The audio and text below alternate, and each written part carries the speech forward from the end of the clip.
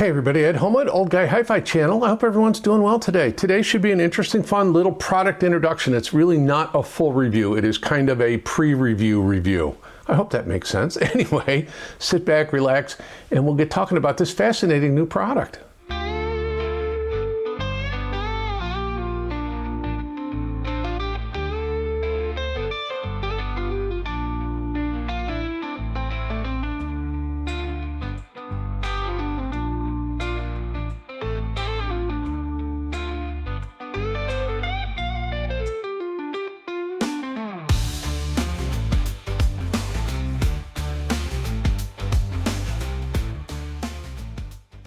Well, this video isn't really a product review. It's kind of more of an overview, product introduction kind of thing.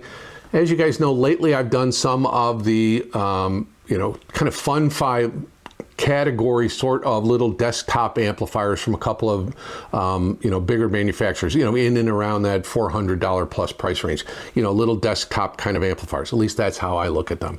The problem with those amplifiers wasn't, they sounded okay, they performed okay, not particularly to my taste on a couple of them, but they have an identity crisis. They've got a volume control and a remote control, but they don't have any input, so it's not an integrated amp. And if it's just a straight up amp, why do you have a volume control and a remote control? And you can justify it a million ways, but to me it doesn't make any sense. So guess what? I got an amp with no identity crisis at all. It is the Cambridge Audio MXW70. This is a straight up 2-channel ballsy little amplifier at $600. It is 2x70 into 8 ohms. It is 2x125 into 4 ohms, and you can bridge it 250 watts in mono into an 8 ohm load. It is beautiful. Now, it uses a Hypex N-Core Class D amp module, and Cambridge Audio has tuned it to their specific specifications and given it the Cambridge Audio house sound. If you guys remember, the Cambridge Audio Evo 150 was the first Class D amplifier that I really thought sounded good and liked it so much I wound up buying it. This has that same sonic character. The Hypex N-Core Class D module in this, I don't know if it's the same, but it's very similar in power to the Evo 75. I don't know if it's the same. And I'll confirm that when I go to do the full review. But this thing has no identity crisis. It's got an on button. That's it. That's all it is. I'm going to insert a picture of the back panel just to show you what's going on back there. And we're going to start on your right. So you'll see the AC power socket. Next to that are the speaker binding posts. And you'll notice the speaker binding posts indicate where you would connect for bridging it mono. Well, just below those binding posts is a mode switch. That's where you switch it from stereo to mono. Next to that is an input switch. That's where you go from XLR to single-ended input. Next to that are the trigger in and out. And of course your XLR inputs and your RCA inputs, and each one is marked for which input you need if you want to bridge this amp into mono. So this thing, again, no identity crisis whatsoever. Now, I've only had it a short period of time, and so I've only given it a little bit of a listen. You guys saw in the B-roll, I have it on my desktop, and I have an MXN10 plugged into it. And the MXN10 and this same form factor, also the DAC Magic 200 is the same form factor. The MXN10 is a super flexible little streamer DAC because it can be a preamp. So if you wanted to do just the MXN10 and this, you absolutely could. The MXN10 also gives you now, with the latest update in Stream Magic, gives you Amazon Music in addition to Qobuz and Tidal. It gives you an EQ now, a parametric, or actual just regular EQ, and then some room compensation functions built into it. So you could have a complete system with just the MXN10 and the MXW70. Now, if you wanted to, you could add in the DAC Magic 200 if you wanted to have a little bit better DAC than what's in the MXN10. Oh, that one sounds really good. So you could have a nice little compact system. I did, honestly, because I've had it on the desktop for a little while, and I was running it into the Philharmonic True Mini monitors and the AQ Labradors, but I did take it in the big room.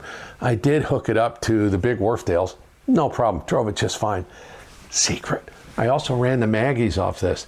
Is that the perfect choice? Maybe not in stereo, but two of these in mono, it could. It sounded really good. It had enough drive to get the Maggies going. Not super loud, and I didn't run it very hard for very long because I've only had this a short time, so I haven't had a whole lot of time to really play around with it. I've been using it on a desktop. I did use it with the Wharfdales. I did use it with the actually used it with the ELAC BS53s, and that was a good combination. And I'm going to talk about when I do the review of this, once they're more available, readily available, and they're easier to purchase, I'll do a full-blown review. And I think this will be the centerpiece of a really affordable, I think, audiophile quality system. And I'll talk about that, and I'll build that for you, and we'll price it out, and we'll talk all about that. Anyway, that's that. So that's my kind of overview preview of Cambridge Audio's new MXW70. Well, hopefully you enjoyed the video. Hopefully you'd be willing to give me a like and your subscription. I would appreciate that a great deal. Thank you so much to my channel members and my subscribers, and of course all of you viewers. You guys are great to me. There will be a link to Cambridge Audio's just general website. I don't know if there's any specific information on the website yet. I think the day this video is going out is the day the embargo is off on the product, and they're going to be releasing information. So check there if you want some more details. I just have the basics from a press release, so you can check there. There are some affiliate links in the video description. You know the drill on that. There's a link to the Community Post playlist. Check it out. There's some great music there. Comment, let me know. I know it's going to be controversial. Yes, I've done some, the GANFET little portable or little small size form factor amps recently. I think this is a better option. I honestly do. I think sonically this has the Cambridge Audio house sound, which is wonderful. Anyway, light me up in the comments if you want to. Let me know your thoughts. And again, I think this could be the building block of a really nice little affordable, really kind of high quality audio system. Anyway, I think that's everything I need to say. Please like, please subscribe, please comment. You'll see something about this on Instagram. Yep, that's it. My name's Ed Homewood. This is the Old Guy Hi-Fi channel. And now, as I always tell you, it is your duty to yourself, your obligation, to put on some really beautiful music. Sit back, relax, chill out, just enjoy the balance of your day. Thank you so much for your time. I really appreciate it.